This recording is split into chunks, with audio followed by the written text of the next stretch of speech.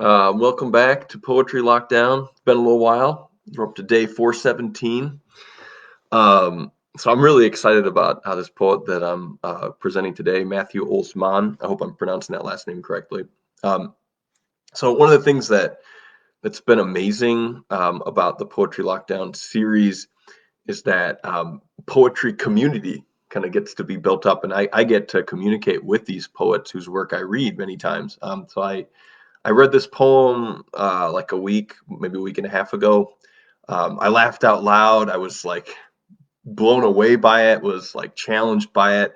And then I realized, oh, I mean, this person, Matthew Olzmann, he has an email address. He's a professor, a lecturer at these different colleges. I'm gonna reach out to him, let him know how impressed I was with the poem, and I asked him kind of about his process for it.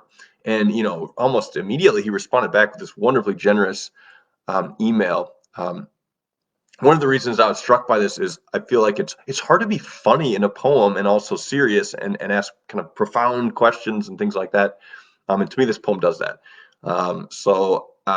Before I read the poem out loud, I actually do want to read a little bit of his process kind of at the start. Then I'll read the poem, and I'm going to sandwich it with a little more of his process at the end. And by the way, if you just want to skip through my reading of it, you can always take a look at. I pasted it into the post here as well. But let me dive in with a little intro about this awesome poem. So here's what Matthew Olzmann said in his note to me. He said, with this poem, I was thinking about when watching any number of public speakers give presentations, there's often a noticeable difference in the voice you might encounter in their informal, off-the-cuff remarks before the presentation begins, and then in the voice of the actual presentation. Yes, totally agree with that. And he gives some examples. Hello, before we get started, it's great to be here with you today. Is this microphone on? Right, so that's very different than the presentation voice.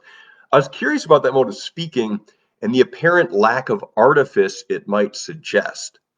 There's a type of vulnerability in not having a script to follow. Yeah, I wanted to create a poem that begins in that mode, voice-driven and conversational, and then quickly changes into something else. Yes, and you'll see it come up in just a second. Thinking of this poem as a thing to be read aloud, I was aiming for a voice that begins with the qualities of unedited, extemporaneous thought. Okay, I think that's maybe a good place to jump off and actually read the poem. So I'm going to read it aloud. Matthew, thank you for giving me that permission and this beautiful process statement. So here we go. Matthew Olzmann, before we go any further, I want to publicly acknowledge. Before we go any further, I want to publicly acknowledge that I love every person in this room. I mean it. We've traveled from all over to be here, and I love each of you. All of you, every last one of you, except Harold. But the rest of you, I love fervently and without limitation. It's important that you believe this is a boundless love, rhapsodic, without timidity or hesitation, because everyone is deserving of compassion. Absolutely everyone, just not Harold. But for the rest of you, this affection is perfect, unconditional and free, not unconditional with air quotes around it, not unconditional like a gatekeeper in the garden saying, look at the fruit, but do not shovel it into thy weird little face. Saying, love me and none other. Saying, the firstborn, the locust, the welt of grief I've pressed upon your back. It is a truly unstoppable wave of tenderness that doesn't traffic in punishment or retribution.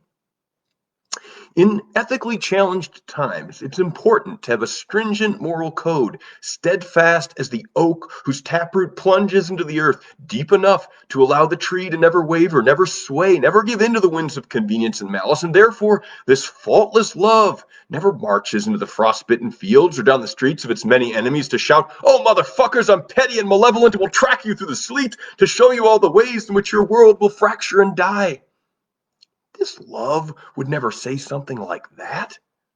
Instead, it reaches with a gentle hand, a heart full of beninnities, and an unflinching recognition that without question, there is no living soul unworthy of forgiveness, except Harold, and now Marcus and possibly Mackenzie, but really no one else beyond redemption. It is a love for which there are no omissions, no exclusions, no rules or fine print on this contract, which is binding.